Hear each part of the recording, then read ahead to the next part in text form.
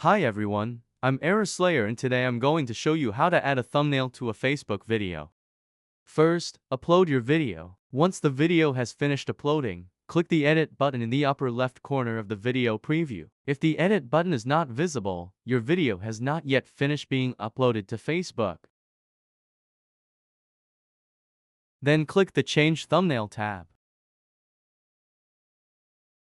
If you wish, you can click Choose from Video to select a frame from your uploaded video and use it as a thumbnail. Or, you can click Upload Image to upload your own image and use it as a thumbnail. Click the Upload Image button.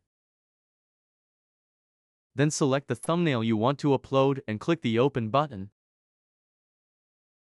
As you can see, the thumbnail has been uploaded. Finally, click the Done button.